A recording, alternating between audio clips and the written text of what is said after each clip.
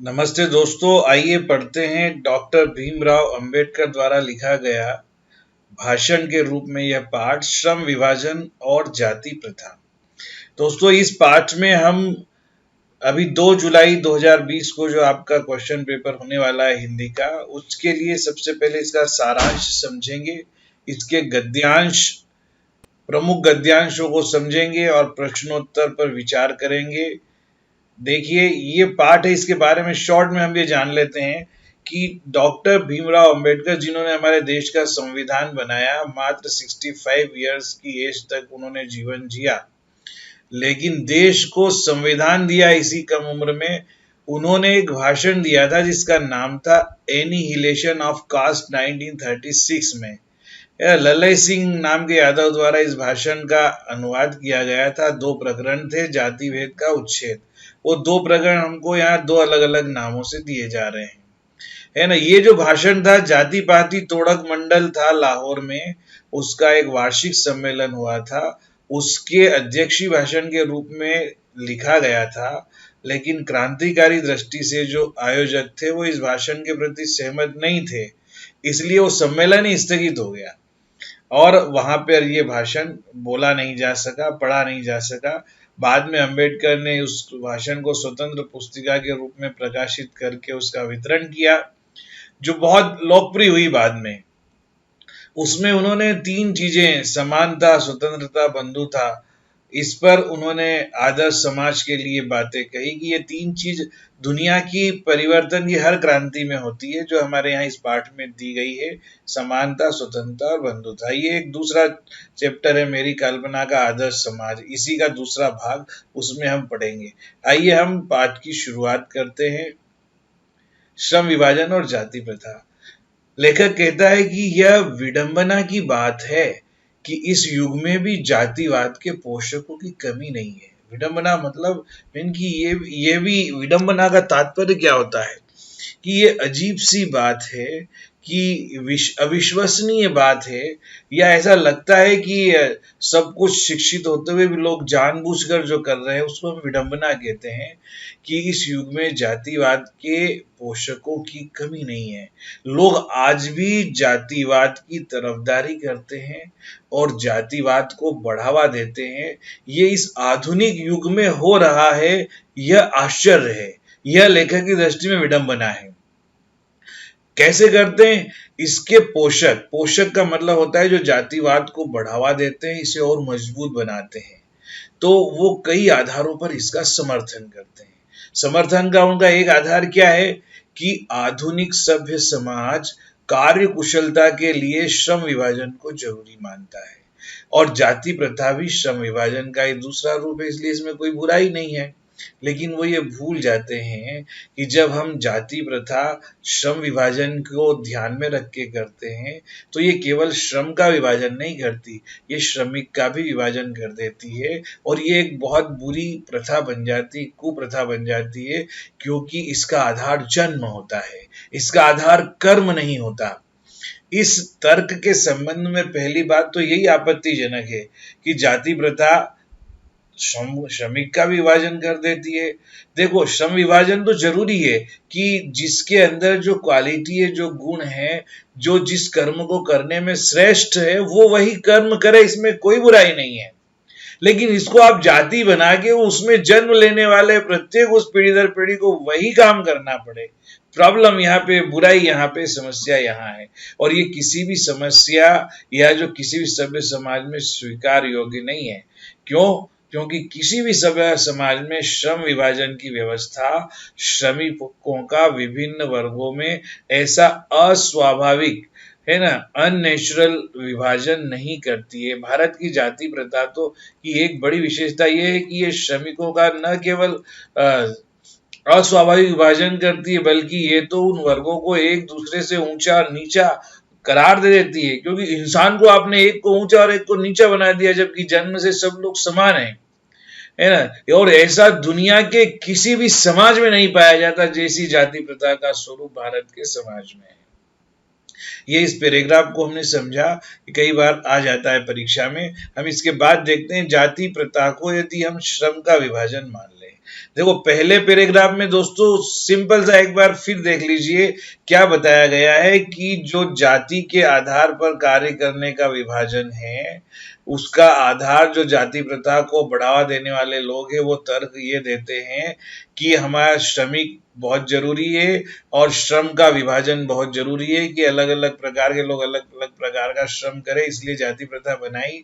लेकिन इसने तो श्रमिकों का विभाजन कर दिया और वो भी अस्वाभाविक दृष्टि से किया, क्योंकि जिस व्यक्ति का जो कर्म में रुचि होती है, जिसमें वो श्रेष्ठ दे सकता है, वो चाहे किसी भी परिवार में जन्म लिया, उसका उसका कोई उसको स्वतंत्रता होना चाहिए अपना कार्य करने के लिए।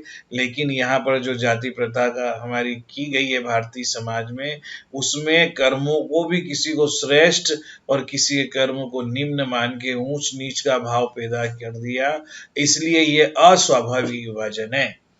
ये देखिए अगले पैराग्राफ में हम और इसका विस्तार देखते हैं कि अगर जाति प्रथा को हम श्रम का विभाजन मान ले तो ये नेचुरल नहीं है। ये अभी हमने पहले में भी पैराग्राफ में यही बात कही है, यह मनुष्य की रुचि पर आधारित नहीं है। ये इंपॉर्टेंट बात है कि मनुष्य का जो मन करे, जिसकी उसके अंदर क्वालिटी हो काम करने की, जो उसका स्वभाव और रुचि के अनुकूल हो, वह कर्म उसे मिलना चाहिए, चाहे उसने जन्म किसी भी जाति में लिया हो।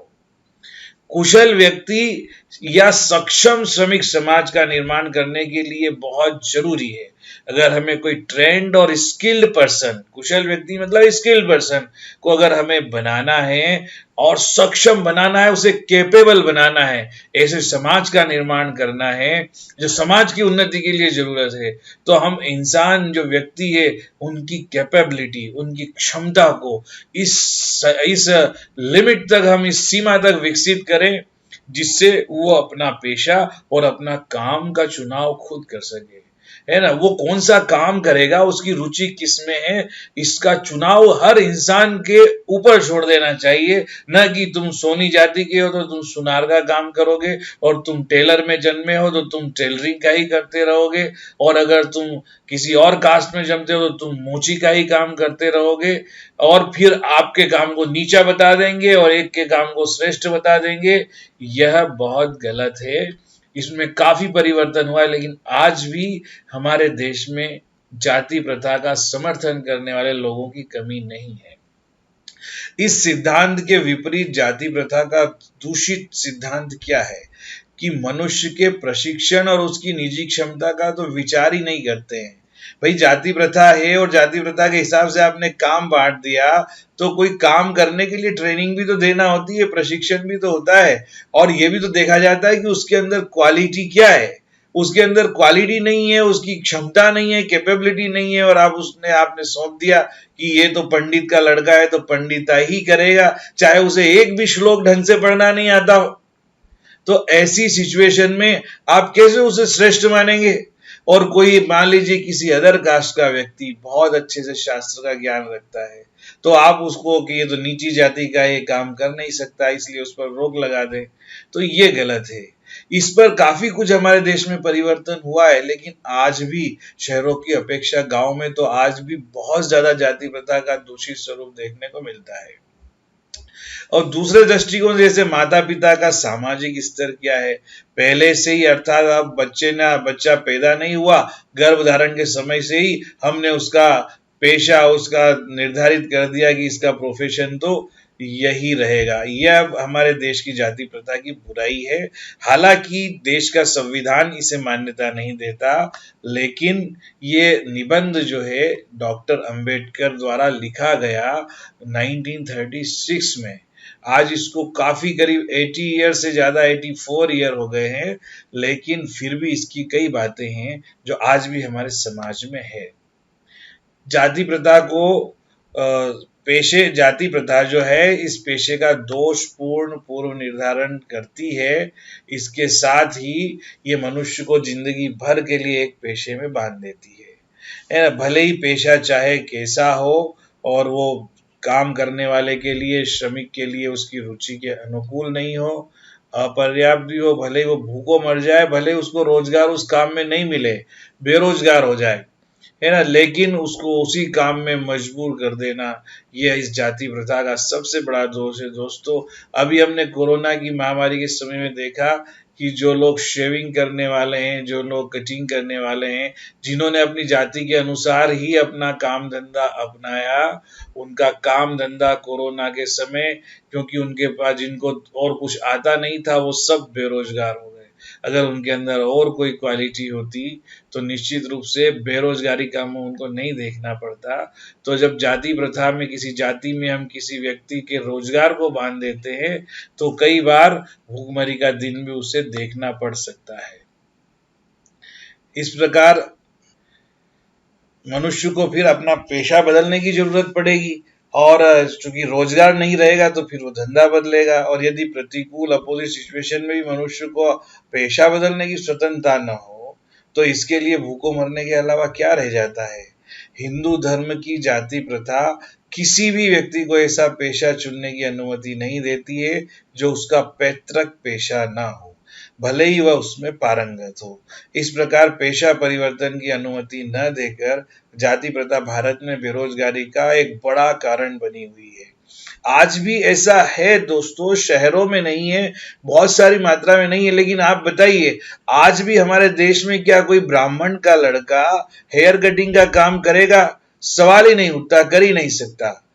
और आज भी क्या हमारे देश में कोई जैन का लड़का या किसी और समाज का लड़का हेयर कटिंग का या मोची का काम करने को तैयार होगा? क्या वो रोजगार नहीं है? क्या वो काम नहीं है?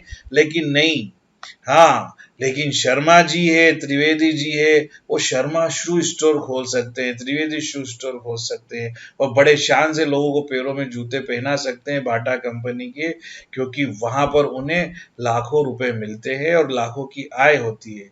तो अल्टीमेटली बात तो वही आ गई कि हम इस जाति का अब मूल क्या है।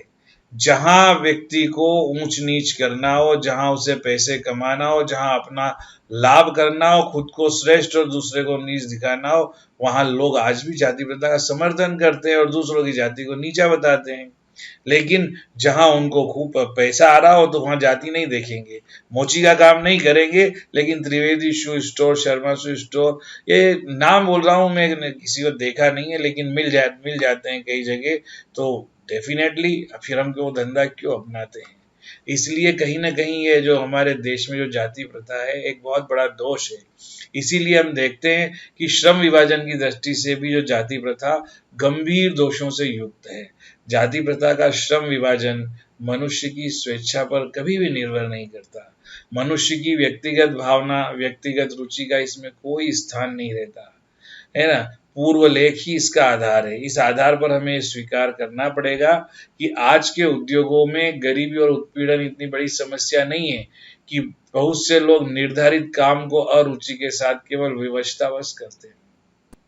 इस जाति प्रथा की जो ये विवशता और मजबूरी है ना दोस्तों, वो उदाहरण के रूप में तो हम बता सकते हैं कि आमिर खान का जो एक सीरियल आया था सत्यमेव जयते, इसमें मेला ढोलने वाली बात जो कही थी, या और किसी प्रकार के भी उदाहरण थे, वो बहुत सटीक बैठते हैं कि ऐसी स्थिति स्वभावतः मनुष्य को दुर्भावना से ग्रस्त रहकर टालू काम करने और कम काम करने के लिए प्रेरित करती है। अगर आपने किसी व्यक्ति का रोजगार उसकी जाति के हिसाब से तय कर दिया और उसकी उसमें रुचि नहीं है, तो वो अपने काम को टालेगा, ज्यादा से ज्यादा काम रुचि से करने की बजाय वो कम से कम काम करेगा। क्यों करेगा ज्यादा काम? क्योंकि उसकी रुचि नहीं है, और वो कहीं ना कहीं अपनी इंसल्ट भी फील करेगा, और कहीं कहीं उससे मजबूरी भी फील होगी कि काश में किसी और जाति में जन्म लेता। ये भाव जाति प्रथा का सबसे बड़ा दोष है। ऐसा भाव व्यक्ति के मन में पैदा कर देती है जाति प्रथा। तो ऐसी स्थिति में जहां काम करने वालों का दिल ही नहीं लगता हो, न दिमाग लगता हो, वो कैसे स्किल्ड पर्सन बनेगा, कैसे कुशलता प्राप्त करेगा। इसलिए ये प्रूफ हो जाता है कि इकोनॉमिकली भी जाति प्रथा आर्थिक दृष्टि से भी बड़ी हानिकारक प्रथा है। ये मनुष्य का स्वभाव, उसकी प्रेरणा, उसकी रुचि, उसका एटीट्यूड, उसकी एप्टीट्यूड, है ना, और उसके अंदर की जो आत्मशक्ति है, सेल्फ स्टीम है, इन सब को दबा करके ये उसे एक पेशे में, एक काम में ही जकड़ करके इंसान को निष्क्रिय बना देती है। इस तरह का दोष जाति प्रथा में है। आइए दोस्तों, दूसरा हम पढ़ लेते हैं, मेरी कल्पना का आदर्श समाज। तो मेरी कल्पना का आदर्श समाज जाति प्रथा से ही जुड़ा हुआ है, इसके आगे की बात इसमें कही गई है। यहाँ लेखक कैसा समाज चाहता है? लेखक कह रहा है कि जाति प्रथा के जो बुरे परिणाम है उसको अगर हमने सुन लिया है अभी अभी, तो उनमें से कुछ लोग बेचारे बोर हो गए होंगे, ये नेचुरल भी नहीं है ना। अतः अब मैं समस्या के रचनात्मक पहलू को लेने की बात करते हैं कि क्या कहते हैं लेखक की जाति प्रथा की आलोचना सुनकर यह पूछेंगे कि वो जाति के विरुद्ध है? डेफिनेटली पूछेंगे। तो फिर मेरी दृष्टि में आदर्श समाज क्या है बताइए? कि अगर कोई व्यक्ति जाति प्रथा का विरोध करता है, इसे बुरा बताता है, तो फिर उसकी दृष्टि में पॉजिटिव वे में आदर्श समाज क्या हो सकता है? जाति प्रथा को तोड़ दिया जाए। तो लेखक बहुत बड़ी बात यहाँ पे कह रहा है। लेखक कह रहा है, डॉक्टर भीमराव अम्बेडकर कह रहे हैं कि मेरा उत्तर होगा आदर्श समाज स्वतंत्रता, समता और भ्रातृता पर आधारित होगा, है ना। क्या ये ठीक नहीं है? भाईचारे में किसी को क्या आपत्ति हो सकती है? स्वतंत्रता में क्या आपत्ति हो सकती है? और समानता में क्या आपत्ति हो सकती है? किसी भी समाज में कम से कम इतना तो गतिशीलता होनी चाहिए जिससे कोई भी वांछित परिवर्तन समाज के एक छोर से दूसरे छोर तक जा सके। ऐसे समाज के बहुविध हितों में सबका भाग होना चाहिए, है ना। परिवर्तन अगर हो तो पूरे समाज को इसका एहसास हो और सबका हित हो, ऐसी व्यवस्था होनी चाहिए। सबको, सबके पास अपना अपना काम चुनने की स्वतंत्रता हो और सबको समान समझा जाए, काम के आधार पे किसी को ऊंच नीच नहीं समझा जाए, ये कहना चाहता है लेखक, है ना। और सबको अपनी अपनी रक्षा के प्रति सजग भी रहना चाहिए। सामाजिक जीवन में अबाध संपर्क के अनेक साधन और अवसर उपलब्ध होने चाहिए, है ना। हम अपनी सोशल लाइफ में जितना चाहे कम्युनिकेशन कर सके, जितना चाहे हम संपर्क कर सके, मेल जोल बढ़ा सके, ये स्वतंत्रता होनी चाहिए। ऐसा समाज होना चाहिए कि कहीं ऐसा नहीं होना चाहिए कि जाति के नाम पर आप किसी से छुआछूत करो और संपर्क न करो, उससे बात न करो, ये गलत है। तो ऐसा समाज होना चाहिए डॉक्टर अंबेडकर की कल्पना का कि सारे लोग समान रूप से किसी से भी मिलजुल सके और उन्नति के अवसर सबको अपनी अपनी योग्यता क्षमताओं के आधार पर मिले। बहुत बढ़िया बात है इसमें, और तो बहुत ही इंपॉर्टेंट आगे बताइए वो क्या है कि दूध और पानी के मिश्रण की तरह भाईचारे का वास्तविक रूप तो यही है। और इसी रूप के बारे में आगे लेखक कहता है कि इसी का नाम लोकतंत्र है। अब उन्होंने लोकतंत्र की जो विशेषताएं, स्वतंत्रता, समानता, बंधुता, उनको बहुत बढ़िया तरीके से यहाँ पर बताया है। देखिए आगे हम देखते हैं इसमें, आगे स्वतंत्रता समानता की बात करते हुए लेखक कहता है कि अगर वो जाति प्रथा की बजाय आदर्श समाज की स्थापना होगी तो वह लोकतांत्रिक रूप होगा। क्यों? क्योंकि लोकतंत्र केवल शासन की एक पद्धति नहीं है। लोकतंत्र जो है सारे समाज की सामूहिक जीवनचर्या की एक रीति है। समाज के जो सम्मिलित अनुभव है, सब एक दूसरे के अनुभव से लाभ उठाते हैं लोकतंत्र में, इसी का नाम लोकतंत्र है। इसमें यह बहुत जरूरी है कि हम अपने साथियों के प्रति श्रद्धा रखें, सम्मान रखें, किसी को नीच नहीं समझे और किसी को उच्च नहीं समझे। ये भाव होना चाहिए आदर्श समाज का। और ये कहाँ से आता है? लोकतंत्र से आता है, लोकतांत्रिक पद्धति से आता है। इसी प्रकार की स्वतंत्रता पर क्या किसी को कोई आपत्ति हो सकती है? तीन बातें कही है यहाँ लेखक ने कि आदर्श समाज में तीन चीजें होती है, स्वतंत्रता, दूसरी होती है समानता और तीसरी होती है भाईचारा। एक देखो गमनागमन की स्वाधीनता, यानी कहीं भी कोई आ जा सके। जिंदगी और शरीर की सुरक्षा की स्वाधीनता, इसमें किसी को क्या स्वतंत्रता का विरोध करेगा, है ना। इसी प्रकार संपत्ति का अधिकार, जीविकोपार्जन के लिए आवश्यक औजार और सामग्री रखने का अधिकार, है ना, जिससे शरीर को स्वस्थ रखा जा सके, अपनी रक्षा की जा सके और अपना काम धाम किया जा सके, है ना। इस अर्थ में ये सब अधिकार अगर किसी को मिले स्वतंत्र रहने पर, तो उसमें क्या आपत्ति हो सकती है? इसलिए मनुष्य की शक्ति का जो सक्षम और प्रभावशाली प्रयोग है, उसकी स्वतंत्रता भी क्यों नहीं प्रदान की जाए। यानी व्यक्ति जिस चीज से खुद को सक्षम बना सकता है, उसे वही अपनाने की स्वतंत्रता हम क्यों नहीं अपनाएं, क्यों नहीं दें। जाति प्रथा के जो पोषक लोग हैं वो जीवन की शारीरिक सुरक्षा, संपत्ति के अधिकार की स्वतंत्रता को स्वीकार कर लेंगे, है ना, लेकिन मनुष्य के सक्षम और प्रभावशाली प्रयोग की स्वतंत्रता देने के लिए तैयार नहीं होंगे, क्योंकि इस प्रकार की स्वतंत्रता का अर्थ होगा व्यवसाय चुनने की स्वतंत्रता। ये किसी को नहीं है। उसका अर्थ उसे दास्ता में जकड़ कर रखना होगा। ये तो गुलामी हो जाएगी, क्योंकि गुलामी केवल कानूनी पराधीनता को ही नहीं कहते हैं। आप अपनी मर्जी से कोई नौकरी नहीं कर पाए, कोई काम नहीं कर पाए, कोई व्यवसाय नहीं कर पाए, ये भी एक प्रकार की गुलामी है। इसलिए वह स्थिति भी इसमें सम्मिलित है जिससे कुछ लोगों को दूसरे को लोगों ने जो निर्धारित कर दिया व्यवहार, उसी का पालन करने के लिए उसको मजबूर होना पड़े। यही सबसे बड़ी बुराई है जातिवादी समाज की। यह स्थिति कानूनी पराधीनता न होने पर भी पाई जा सकती है। जैसे जाति प्रथा की तरह ऐसे वर्ग बहुत सारे हो सकते हैं जहां कुछ लोगों को अपनी इच्छा के विरुद्ध जो है अपना व्यवसाय या अपना प्रोफेशन अपनाना पड़ता है। आइए अब समानता वाली बहुत इंपॉर्टेंट बात लेखक ने कही है। समानता पर हम विचार करते हैं। हमने स्वतंत्रता पढ़ लिया, अब समानता पर किसी की क्या आपत्ति हो सकती है। फ्रांसीसी क्रांति के नारे में समता शब्द ही विवाद का विषय रहा है। समता के आलोचक कहते हैं कि सब लोग बराबर नहीं होते, उनका यह तर्क वजन भी रखता है, लेकिन कुछ फैक्ट है, इसलिए ये कोई विशेष महत्व नहीं है इसका। देखो, शाब्दिक अर्थ में समता असंभव होते हुए भी बहुत ही नियामक सिद्धांत है। ये बात बिल्कुल सही है कि भगवान ने सबको समान नहीं बनाया है, लेकिन फिर भी समता का जो सिद्धांत है यह बहुत इंपॉर्टेंट है और सबके लिए जरूरी है। दुनिया की जितनी भी क्रांतियां हुई है वो सब स्वतंत्रता, समानता और बंधुत्व, ये तीन ही उनके हथियार रहे हैं, चाहे रूस की क्रांति हो, फ्रांस की हो, इंग्लैंड की, कहीं की भी क्रांति हो। देखिए, हम यहाँ पे देखते हैं मनुष्यों की जो कैपेबिलिटी, जो क्षमता है, उसकी जो योग्यता है, वो तीन चीजों पे निर्भर रहती है।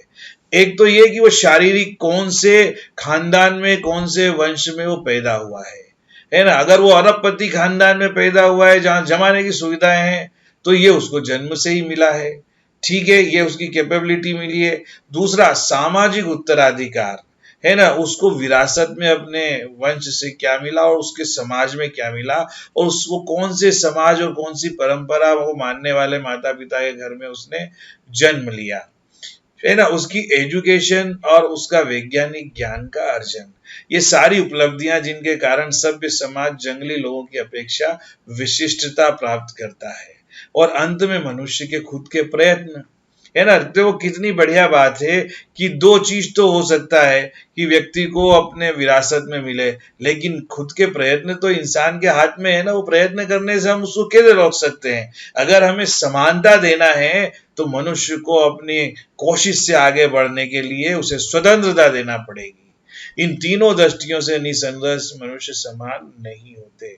तो क्या इन विशेषताओं के कारण समाज को भी असमान व्यवहार करना चाहिए, है ना। कोई किसी के खानदान में जन्मा है तो क्या है उसकी इच्छा से पैदा हुआ था, इस पे उसके साथ भेदभाव करना चाहिए, या किसी को कोई सामाजिक उत्तराधिकार मिल गए तो उस पर क्या भेदभाव करना चाहिए, या यहाँ पर विचार करने के लिए प्रश्न छोड़ रहा है लेखक कि समता का विरोध करने वालों के पास ये जो लेखक के प्रश्न है उसके क्या जवाब हो सकते हैं। आइए देखते हैं आगे। व्यक्ति विशेष के दृष्टिकोण से असमान प्रयत्न के कारण असमान व्यवहार को अनुचित नहीं कहा जा सकता। बिल्कुल ठीक है कि कोई इंसान प्रयत्न नहीं करेगा तो प्रोग्रेस नहीं करेगा, इसलिए प्रयत्न मनुष्य के हाथ में है। व्यक्ति को अपनी क्षमता का विकास करने का पूरा प्रोत्साहन देना सर्वथा उचित है। हर किसी को मोटिवेट करना चाहिए, उसके अंदर कोई क्वालिटी है उसको डेवलप करने के लिए। लेकिन यदि मनुष्य पहली दो बातों में असमान है तो क्या इसका आधार उसके साथ भिन्न व्यवहार उचित है? बिल्कुल नहीं।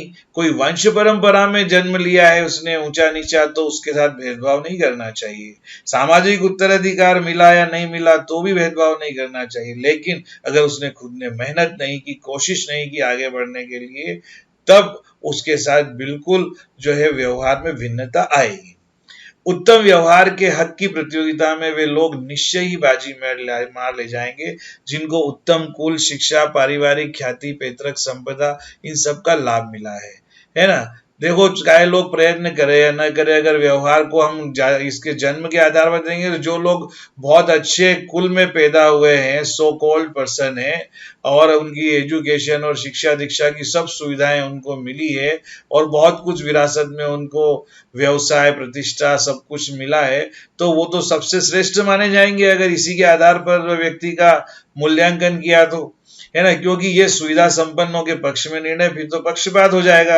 इसलिए न्याय का तकाजा क्या है कि हम तीसरा जो रास्ता है, प्रयास की असमानता या समानता, ये इंसान के वश की बात है। चाहे आपने करोड़पति के घर में जन्म लिया हो या रोडपति के गरीब के घर में, अगर आप मेहनत करेंगे तो आप जीरो से हीरो तक पहुंच सकते हैं।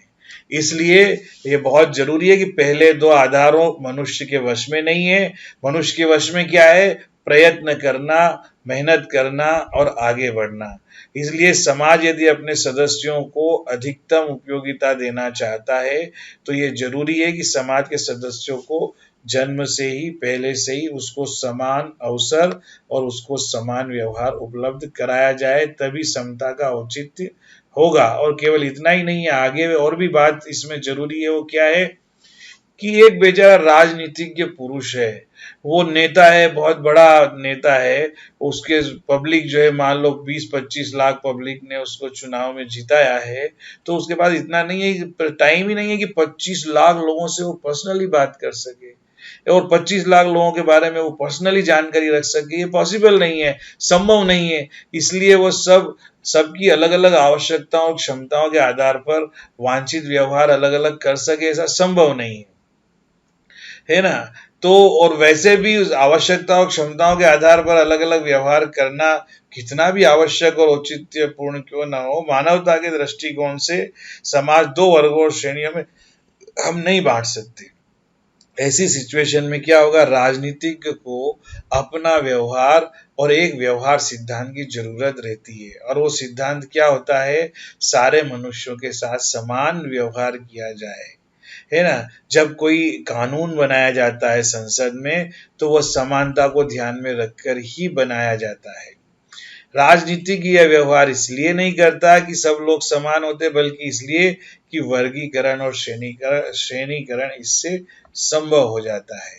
इसलिए समता यद्यपि काल्पनिक जगत की वस्तु है, क्योंकि समानता सब में नहीं होती, फिर भी सभी परिस्थितियों को ध्यान में रखते हुए उसके लिए, राजनीतिक के लिए ये मार्ग रहता है नेता के लिए कि वो व्यावहारिक है, और उसके व्यवहार की एकमात्र कसौटी भी है। और क्या है व्यवहार की एकमात्र कसौटी? कि वो सारी जनता को समान समझकर व्यवहार करे, किसी को अलग अलग समझकर व्यवहार नहीं करे। दोस्तों, इस पार्ट में जो प्रश्नोत्तर है मैंने व्याख्या के साथ ही समझा दिए हैं, फिर भी हम एक बार इस पर नजर डाल लेते हैं। जाति प्रथा को श्रम विभाजन का ही एक रूप न मानने के पीछे अम्बेडकर के क्या तर्क है? सिंपल सी बात है, क्योंकि जाति प्रथा मनुष्य का अस्वाभाविक विभाजन करती है, श्रमिक का विभाजन के रूप में बांट देती है, और इससे व्यक्ति की काम करने की स्वतंत्रता बंध जाती है, और विवशता में उसे अपना वही काम करना पड़ता है जो उसकी जाति के लिए निर्धारित पेशा है। ये इसका आंसर है। जाति प्रथा भारतीय समाज में बेरोजगारी भुखमरी का कारण कैसे बनती है? क्या आज भी स्थिति है? ये स्थिति थोड़ी बहुत मात्रा में आज है, बहुत कुछ मात्रा में आज नहीं है, लेकिन ये बात सही है कि अगर हमने जाति में रोजगार को बांध दिया कि अमुक जाति वाला यही काम करेगा, नाई नाई का, सुनार सुनार का और मोची मोची का काम करेगा, तो निश्चित रूप से अगर उसे वो काम नहीं मिला तो वो भूखमरी और बेरोजगारी का शिकार हो जाएगा, और कोई चाहते हुए, क्षमता क्वालिटी होते हुए वो दूसरा व्यवसाय नहीं अपना पाएगा। इसलिए ये बात सही है। लेखक के मत से दास्ता की व्यापक परिभाषा क्या है? भाई, दास्ता का मतलब यह है कि मनुष्य अपनी इच्छा से, अपनी क्षमता के अनुसार, अपनी क्वालिटी के, गुणवत्ता के अनुसार कोई काम नहीं कर पाए, और जिस काम में उसकी रुचि नहीं हो उस काम को करने के लिए वो मजबूर हो, ये दास्ता की व्यापक परिभाषा है। शारीरिक वंशपरा, सामाजिक उत्तर, ये अभी हमने समता का व्यवहार सिद्धांत को पूछा है, बताया, क्योंकि समता में का व्यवहार के जो 3 सिद्धांत है उनमें से प्रयत्न वाली बात है कि मनुष्य को अपने विकास के लिए प्रयत्न करने के समान अवसर पैदा करना चाहिए, समान अवसर देना चाहिए, जिससे कि कोई भी व्यक्ति किसी भी स्तर तक अपना विकास कर सके। इसलिए वो इस समता के व्यवहार को मानने का आग्रह करते हैं और यही उनके तर्क है। सही में अंबेडकर ने भावनात्मक समत्व की मानवीय दृष्टि के तहत जातिवाद का उन्मूलन चाहा है ना, प्रतिष्ठा के लिए और भौतिक स्थितियों में जीवन सुविधाओं का तर्क दिया है। क्या इससे आप सहमत है? हम बिल्कुल सहमत है उनसे, और क्योंकि ये भाषण तो उन्होंने आज से करीब 84 वर्ष पहले दिया था और उन्होंने ही संविधान बनाया और समता का सिद्धांत दिया, इसलिए आज हम हमारे देश में परिवर्तन देख रहे हैं। लेकिन फिर भी आज भी जातिवाद देश में फैला हुआ है। जातिवाद के कारण आज भी दंगे हो जाते हैं, ऊंच नीच का भाव होता है, ग्राम समाज में बहुत है। इसलिए डॉक्टर अंबेडकर के हिसाब से भावनात्मक समत्व और मानवीय दृष्टि से जो है हमें इस जातिवाद को समाप्त करना होगा, और ये जो तर्क दिए हैं इसको समाप्त करने के वो उचित है। आदर्श समाज के 3 तत्वों में से एक भाईचारा जो है, भ्रातृता जिसको कहते हैं, उसको रखकर लेखक ने आदर्श समाज में स्त्रियों को भी सम्मिलित किया है या नहीं? आप इस भ्रातृता शब्द से कहाँ तक सहमत है? नहीं तो क्या आप ये शब्द उचित समझेंगे? देखिए, इसमें है कि लेखक ने कहीं भी स्त्री और पुरुष वाली बात नहीं की है, उसमें उन्होंने भेद नहीं किया है। भाईचारा सभी के लिए इंसानियत की दृष्टि से आदर्श समाज में जरूरी है। दोस्तों, ये पाठ हम यहीं पर समाप्त करते हैं। नमस्ते, जय भारत, जय हिंद। इसके नोट्स अगर आपको चाहिए तो आप निश्चित रूप से हमारे व्हाट्सएप ग्रुप पर जाएं, हमारे सरल हिंदी यूट्यूब चैनल के कम्युनिटी पेज पर जाएं और अन्य ऑप्शन पर जाएं। आपको कुछ दिनों में सारे नोट्स सरल सहज भाषा में निःशुल्क उपलब्ध कराए जाने वाले हैं, और आपको परीक्षा के लिए अग्रिम बधाई। नमस्ते।